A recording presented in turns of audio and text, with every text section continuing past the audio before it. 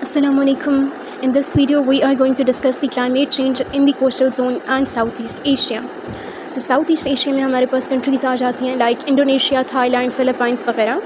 और coastal zone वो zone होता है जो कि सी या रिवर के करीब मौजूद होता है। तो हम देखेंगे कि क्लाइमेट चेंज का इन रीजन्स पे क्या इफ़ेक्ट होता है। कि बेसिकली हम देख रहे हैं कि as the time passes climate जो है वो मज़ीद वार्मर हो रही है, ग्लोबल वार्मिंग की तरफ जा रही है, जिससे हमारे पास जो प्रेसिपिटेशन रेनफॉल के जो पैटर्न्स हैं वो डिस्टर्ब हो रहे हैं, ऑल्टर हो रहे हैं। इसके साथ साथ हमारे पास सवेयर वेदर इवेंट्स जो हैं वो देखने को हमें मिल रहे हैं। High temperature leads to global warming, फिर इससे ग्लेशियर्स की मेल्टिंग होगी, सी लेवल राइज़ करेंगे। स्पेशली जो कोस्टल रीजन्स होते हैं वहाँ पे बहुत से इन्हेबिटेंट्स रहते हैं, यानी बहुत से लोग वहाँ पे जो डेंसली पॉपुलेटेड एरियाज़ होते हैं, जो लोग सी फूड पर डिपेंड करते हैं, वो इसके इर्द गिर्द ही जो है वो अपना वो हाउसेस बना लेते हैं, टेम्परेरी हाउसेस बना लेते हैं। और फिर जो है ना फ्लडिंग वगैरह के असर में ऐसे लोग ज़्यादा आते हैं। तो हम देखेंगे कि किस तरह चेंजेस जो हैं क्लाइमेट चेंजेस अफेक्ट करते हैं, क्या इम्पैक्ट्स हैं उनके, specially in densely populated regions of coastal zone और साउथ ईस्ट एशिया पर। सो जो नेगेटिव इम्पैक्ट्स हैं वो ये हैं कि जब फ्लडिंग वगैरह होती है तो एग्रीकल्चरल यील्ड्स अफेक्ट होती हैं। इसके साथ साथ जो बायोडाइवर्सिटी है वो भी जो है उस पर भी एक्सट्रीम इम्पैक्ट पड़ता है, क्योंकि तमाम स्पीशीज़ जो है वो एक्सट्रीम टेम्परेचर पे सर्वाइव नहीं कर पाती। या तो वो उस रीजन से माइग्रेट कर जाती हैं और बायोडाइवर्सिटी या उस जगह का जो इकोसिस्टम है वो डिस्टर्ब हो जाता है, या फिर वो क्या करते हैं, उनकी डेथ हो जाती है, वो अपने आप को हार्श एनवायरनमेंट में अडॉप्ट नहीं कर पाती। इसी के साथ साथ हम फॉरेस्ट की हार्वेस्टिंग कर रहे हैं ताकि हमारे पास लैंड अवेलेबल हो मज़ीद इन्हेबिटेंट्स को जगह प्रोवाइड करने के लिए। इसके साथ साथ जो क्लीन वाटर है वो अब मज़ीद क्लीन नहीं रहा, और उसमें पोल्यूटेंट्स की या कंटामिनेशन के आ जाने की वजह से बहुत सी डिजीज़, वाटर बॉर्न डिजीज़ जो हैं वो क्रिएट हो रही हैं, उनका जो रिस्क है वो बढ़ रहा है, like malaria and dengue fever. और इसके साथ साथ जब हमारे पास जितनी ही इन रीजन्स की पॉपुलेशन डेंस है, ये डेंसली पॉपुलेटेड रीजन्स की डिमांड भी उतनी ही ज़्यादा है रिसोर्सेज़ की। अब डिमांड तो बढ़ रही है लेकिन सप्लाई नहीं बढ़ पाएगी, क्योंकि रिसोर्सेज लिमिटेड हैं, लिमिटेड पॉपुलेशन के लिए। और फिर हमारे पास क्या होगा कि ये जो सारे इफ़ेक्ट्स हमने डिस्कस किए थे कि हमारे पास जो है एग्रीकल्चरल यील्ड इफ़ेक्ट होगी, वाटर जो है वो पोल्यूटेड हो जाएगा। तो इन तमाम चीज़ों को बेहतर बनाने के लिए या फिर जो नुकसानात हुए उन्हें फुलफ़िल करने के लिए भी जो है वो इकोनॉमिक लॉसेस हमें देखने को मिलेंगे। एक तो फ्लडिंग की वजह से हमारे पास जो प्रोडक्टिव यील्ड आनी थी उसमें जो प्रोडक्शन आएगी तो इकोनॉमिक लॉस होगा। इसके अलावा हमें अपनी इकॉनमी में से एक हैंडसम अमाउंट जो है वो चीज़ों को रिकवर करने में भी लगानी पड़ेगी। ये देखने को मिला है कि जो इकोनॉमिक लॉसेस इन एरियाज़ में हुए हैं वो इसी फ्लडिंग की वजह से, क्लाइमेट चेंज जिसे हम ब्रीफली कह देते हैं, उसकी वजह से अराउंड $230 बिलियन जो है वो हमारे पास लॉस देखने को मिला है। और ये जो हमारे पास टोटल GDP है उसका 6.7% है। और जैसे जैसे हमारे पास टाइम गुजर रहा है, इस लॉस में जो है फर्दर जो है वो इजाफा हो रहा है 2.6% तक, जिससे फर्दर जो है हमारे पास मिलियंस ऑफ लाइफ जो हैं वो इंडेंजर्डनेस की तरफ जा रही हैं। देन हम देख लेते हैं कि एमिशंस किस लेवल पे रिलीज़ हो रही हैं इन एरियाज़ से। तो जितनी एमिशंस रिलीज़ होंगी वो भी फिर अल्टीमेटली किसको इम्पैक्ट करेंगी, अफेक्ट करेंगी उनकी इन्वायरमेंट को। उस इन्वायरमेंट में वो एग्जिस्ट कर रहे हैं तो अल्टीमेटली उनकी हेल्थ अफेक्ट होगी, उनके मेन एसेट्स अफेक्ट होंगे। जैसे कि आप देख सकते हैं कि कार्बन डाइऑक्साइड की जो एमिशन है वो साउथ ईस्ट एशिया रीजन से 22% तक हो रही हैं। जो नाइट्रोजन ऑक्साइड्स हैं वो 17% तक जो एमिशंस हैं वो इन्हीं रीजन से आ रही हैं। देन कम्स कार्बन मोनोऑक्साइड, ये तमाम जो हैं basically carbon dioxide, nitrogen oxides and carbon monoxide है basically greenhouse gases as well. तो 18% तक जो है वो इन रीजन से ये कंट्रीब्यूट कर रहे हैं उसके एमिशंस में। Then comes sulphur dioxide emission, तो 24% तक जो है वो ये रीजन्स रिस्पॉन्सिबल हैं उसकी एमिशन के लिए भी। और सल्फर डाइऑक्साइड जो है हमें पता है कि फर्दर जो है एसिड रेन की जो मेन प्रिकर्सर के तौर पर बिहेव करती हैं, और भी इसके बहुत से ड्रास्टिक इम्पैक्ट्स हैं। अब अगर हम further impact on water resources देखें, क्लाइमेट चेंज का क्या इम्पैक्ट होता है इन रीजन्स के वाटर रिसोर्सेज पे, तो होता ये है कि एक टाइम पीरियड में फ्लड्स, साइक्लोन्स, एक्सट्रीम स्टॉर्म्स जो हैं इनकी रेशो बढ़ जाती है, जिसकी वजह से क्या होता है कि एक्सटेंसिव डैमेज देखने को मिलता है प्रॉपर्टी पे, लोगों की, इन रीजन्स में रहने वाले लोगों की जो प्रोडक्टिव एसेट्स होते हैं लाइक एग्रीकल्चरल यील्ड्स वगैरह, और ह्यूमन लाइफ सबसे बढ़कर वो बहुत ज़्यादा अफेक्ट होती है। और जो लो लाइंग एरियाज़ हैं उनमें जब फ्लड आता है, स्पेशली कोस्टल रीजन्स, तो या जो रिवर बेसिन्स में मौजूद होते हैं एरियाज़, फार्म लैंड्स होते हैं और लोगों की रहाइशें होती हैं, लोग रहाइश पसीर होते हैं, तो वो जो हैं वो एक्सटेंसिवली डैमेज को, हार्म को फेस करते हैं। और इंफ्रास्ट्रक्चर में हमारे पास रोड्स और ब्रिजेस जो हैं वो भी इन रीजन्स के अफेक्ट होकर रह जाते हैं, बुरी तरह अफेक्ट होकर रह जाते हैं। देन हमारे पास जब ड्राई सीजन्स आते हैं इन रीजन्स में तो क्या होता है कि बारिशें बिल्कुल रुक जाती हैं, एक्सट्रीम ड्रॉट की कंडीशन आ जाती है। और जैसे कि एल नीनो ईयर्स, इन्हें बेसिकली एक्सट्रीम क्लाइमेट चेंज वाले ईयर्स वही कहा जाता है, जिसमें समर्स जो हैं वो प्रोलॉन्ग कर जाती हैं। समर्स प्रोलॉन्ग कर जाएंगी, टेम्परेचर राइज़ कर जाएगा और फिर इससे क्या होगा, रिवर्स डैम्स वगैरह में पानी कम हो जाएगा, वाटर की डिफिशेंसी हो जाएगी। तो वही वाटर जो हमने सप्लाई करना था क्रॉप्स को उनकी हार्वेस्टिंग के लिए, उनकी अच्छी ग्रोथ के लिए, वो हम सप्लाई नहीं कर पाएंगे। तो इस तरह हमारे पास फूड से को हम सिक्योर नहीं कर पाएंगे ये वाले रीजन्स। और हमारे पास क्या होगा, जब फूड को इरिगेशन नहीं होगी प्रॉपर हमारे पास यील्ड इस तरह से भी इफ़ेक्ट होगी। और जो हमारे पास वाटर से बनाई जाती है बिजली, वो ऐसे रीजन्स जो हैं वो नहीं बना पाएंगे। और सोसाइटी भी डिमांड कर रही है, लेकिन उसका प्रेशर तो है, लेकिन उसको फुलफ़िल करने के लिए रिसोर्सेज नहीं बचे।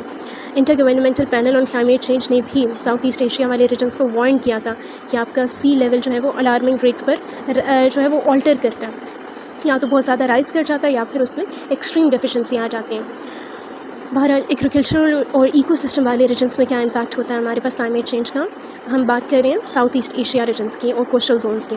तो होता ये है कि उन रीजन्स में जो 115 मिलियन हेक्टेयर्स के एग्रीकल्चरल लैंड पाए जाते हैं, जिनमें वो मेनली क्रॉप करते हैं, काश्त करते हैं राइस, मेज़, ऑयल पाम, नेचुरल रबर और कोकोनट वगैरह को। इन्हीं ग्रेन्स को वो और ममालिक में सप्लाई करके जो है अपनी इकॉनमी को सस्टेनेबल बनाते हैं। लेकिन जैसे जैसे एक तो टेम्परेचर राइज़ कर रहा है और दूसरा वाटर के जो स्ट्रेसेस हैं, इसकी वजह से क्या होता है हमारे पास, इनके अलावा जो पेस्ट का लेवल राइज़ कर जाना, किस वजह से, ये ऑल्टर टेम्परेचर की वजह से। और फिर हमारे पास अल्टीमेटली क्या होगा, एग्रीकल्चर प्रोडक्शन डिक्लाइन कर जाएगी और थाउजेंड्स ऑफ हेक्टेयर्स में, एग्जांपल आप देख सकते हैं कि थाउजेंड्स ऑफ हेक्टेयर्स की जो राइस प्रोडक्शन है वो तबाह हो गई थी फ्लडिंग की वजह से, ये रेड रिवर डेल्टा में, सेंट्रल रीजन में और मेकॉन्ग डेल्टा में। इसके साथ साथ हमारे पास जब राइजिंग सी लेवल होता है तो उसमें जो सॉल्ट का कंटेंट है वो भी जो है वो राइज़ कर जाता है। और वहीं फिर जब एग्रीकल्चरल एरियाज़ में आता है तो हमारे पास जो लैंड की फर्टिलिटी थी वो भी इफेक्ट होती है। इसके साथ साथ हमारे पास क्या होता है कि decline in grain production and industrial crops will impact the life stock industry. अब जब हमारे पास एग्रीकल्चरल डिपार्टमेंट इफेक्ट होता है, एग्रीकल्चरल यील्ड इफेक्ट होती है, तो उस पर डिपेंड करने वाली तमाम जो हमारे पास इंडस्ट्रीज़ हैं, जैसे कि लाइफ स्टॉक इंडस्ट्री है, वो क्रॉप्स पे डिपेंड कर रही होती है, हर्बीवोर्स स्पेशली। देन जो उन पे फर्दर हर्बीवोर्स पे डिपेंड करने वाली इंडस्ट्रीज़ हैं, वो तमाम जो हैं उनमें भी लॉसेस देखने को मिलेंगे ऑब्वियसली।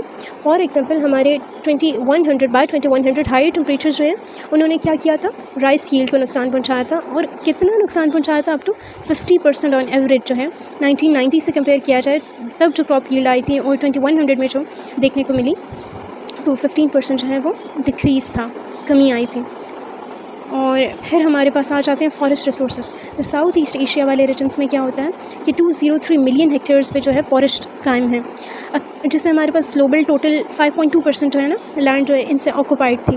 लेकिन जैसे जैसे हमारे पास एक्सपेंशन हुई कमर्शियल क्रॉप्स की तो उससे जो है फॉरेस्ट को रिमूव कर दिया गया और मोनोकल्चरिंग का जो ट्रेंड है वो बहुत ज़्यादा आम हो गया। और इसके बहुत ज़्यादा नुकसान भी होते हैं कि जब एक बार डिजीज़ आती है तो वो तमाम की तमाम जो है वो फसल को तबाह कर जाती है। लेकिन फिर भी ऐसा किया जाता है कि चूँकि उससे बाहर के ममालिक को उस चीज़ की ज़रूरत होती है तो यहाँ पर उसे एनॉर्मस अमाउंट में ग्रो करवाया जाता है ताकि बेनिफिट हासिल हो सके। लेकिन वही इसमें रिस्क बहुत ज़्यादा होता है कि एक साथ ही तमाम फसल के तबाह होने का चांस भी होता है। अच्छा जी, जब फूड ग्रेन प्राइस राइज़ की, क्योंकि हमारे पास एरिया कम है तो लेकिन डिमांड ज़्यादा है, तो अल्टीमेटली क्या होगा, फूड की जो प्राइस है वो इन्हांस कर जाएगी। फर्दर हमारे पास जब फॉरेस्ट को रिमूव किया गया तो जो पीट लैंड थे उन्हें जो है उनका रिमूवल कैसे इंश्योर किया गया, बर्निंग के थ्रू।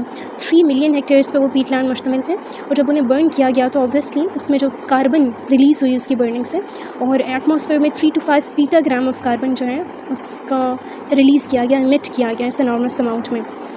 तो फर्दर हमारे पास पोल्यूशन और कार्बन जो है वो स्पेशली जो कार्बन डाइऑक्साइड जब फर्दर जाके बनेगी तो ग्लोबल वार्मिंग का एक मेन कॉज साबित होगी। Then comes coastal and marine resources पे क्या इम्पैक्ट होता है इन रीजन्स के, कि जब rising temperature, rising sea level, extreme weather events जो हैं वो कोस्टल और मेरीन रिसोर्सेज को बुरी तरह डैमेज करते हैं। कोस्टल रीजन्स में जो कोस्टल एक्वा कल्चर है, यानी वाटर पे जो वाटर सी फूड पे जो डिपेंड करते हैं लोग, उनकी अमाउंट बहुत ज़्यादा है। 30,000 हाउस होल्ड जो हैं वो वहाँ मौजूद थे, जो कि 64,000 एरिया पे जो है वो फैले हुए थे। और वो किस पे डिपेंड कर रहे थे, अपनी जो नेसेसिटीज़ हैं उन्हें फुलफ़िल करने के लिए श्रिम्प की फार्मिंग करते थे, जो कि एक फ़िश है, और उस पर ख़ुद भी डिपेंड करते थे अपने फूड के लिए और आगे भी उसे फर्दर एक्सपोर्ट करना और बेचना। तो क्या हुआ हमारे पास कि राइजिंग टेम्परेचर की वजह से फ़िशेस की ही प्रोडक्शन जो है वाटर में उनका नंबर डिक्लाइन कर गया, और जिसकी वजह से जो हमारे पास लार्जेस्ट प्रोड्यूसर ऑफ फ़िश कहलाते थे, मेरीन प्रोडक्ट्स कहलाते थे, जो कोस्टल जोन्स, वो खतरे में आ गए। और इसके साथ साथ जो मरीन इकोसिस्टम्स हैं वो वल्नरेबल क्यों होती हैं क्लाइमेट चेंज को लेके, क्योंकि इससे ना जो कॉरल्स होते हैं सीज़ में, उनकी एक डिज़ीज़ कॉरल ब्लीचिंग स्टार्ट हो जाती है। अब कॉरल भी जो है वो फूड चेन के बेसिस पे लाया करते हैं, एल्गी भी उनके साथ एसोसिएशनशिप बनाते हैं, अपने मतलब सिम्बियोटिक रिलेशनशिप्स में वो वर्क करते हैं। लेकिन जब कॉरल्स का नंबर डिक्लाइन कर जाएगा तो ये रिलेशनशिप भी डिक्लाइन कर जाएगी और फर्दर हमारे पास फूड चेन, फूड वेब भी अफेक्ट होंगे। इसके साथ साथ हमारे पास क्या होता है कि मैंग्रोव वेजिटेशन में डिस्ट्रक्शन देखने को मिली, कोस्टल सी लाइफ इफ़ेक्ट हुई, और इसके साथ साथ जब डेड बॉडीज़ आपको देखने को मिलेंगी सी शोर्स पे, तो जो टूरिज़म की एक्टिविटीज़ हैं जिन पे लोग मुल्क जो है अपनी इकॉनमी को स्ट्रॉन्ग करने के लिए डिपेंड करते हैं, वो भी जो है वो एक्टिविटीज़ भी जो है वो हिंडर हो जाएंगी, उनमें भी रुकावट आ जाएगी, और इस तरह हमारी मेजर इकोनॉमिक एक्टिविटीज़ इन रीजन्स की जो है लॉस में चली जाएंगी। इसके साथ साथ जो मैंग्रोव फॉरेस्ट हैं वो भी अलार्मिंग रेट में उन पर नुकसान देखने को मिल रहा है। जो IPCC की प्रोजेक्ट है उसके अकॉर्डिंग ये कहा गया कि 1 metre rise in sea level से क्या होता है, 2500 स्क्वायर किलोमीटर्स ऑफ मैंग्रोव्स जो एशिया में मुहित हैं उनका लॉस होता है। तो इस राइज इन सी लेवल को कंट्रोल करना जो है वो अलार्मिंग रेट पे ज़रूरी है। Then comes the impact on health.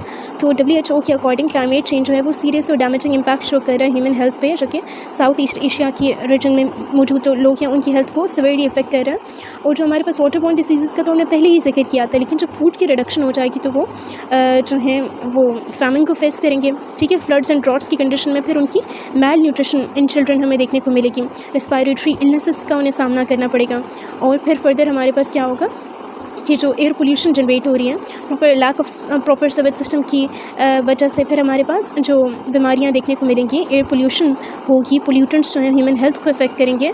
तो ये तमाम जो है हमारे पास ड्रास्टिक इम्पैक्ट्स थे क्लाइमेट चेंज के on South East Asia and climate zone regions. और इन रीजन्स में भी जो अर्बनाइजेशन एक मेन फैक्टर है, इसके अलावा इंडस्ट्रियलाइजेशन, रिसोर्सेज को जो है लोगों के लिए कंज्यूमेबल बनाने के लिए जो इंडस्ट्रीज़ लगाई जाती हैं, लेकिन उनसे जो होने वाली एमिशंस हैं उन्हें जो है वो कंट्रोल नहीं किया जाता, या इन्वायरमेंट फ्रेंडली जो है मेथड्स उन्हें अडॉप्ट नहीं किया जाता। तो इस वजह से फिर जब इन्वायरमेंट अफेक्ट होगी तो भी उनका इम्पैक्ट हमें ह्यूमन पॉपुलेशन पे ही देखने को मिलेगा, या उनके इंपॉर्टेंट जो एसेट्स हैं वही इफेक्ट होंगे। तो हमने देखा कि किस तरह जो एमिशंस हैं उनमें साउथ ईस्ट एशिया रीजन्स का रोल भी है, जिसकी वजह से फर्दर क्लाइमेट चेंज हो रहा है, और जो क्लाइमेट चेंज के हार्मफुल इम्पैक्ट्स हैं वो साउथ ईस्ट एशिया और जो कोस्टल जोन्स या रीजन्स हैं उनमें किस तरह से उनके मुख्तलिफ जो एस्पेक्ट्स हैं उन्हें डैमेज कर रहे हैं। That's it for this video. Hope you have understand this topic well. Stay tuned for more informative stuff and stay blessed.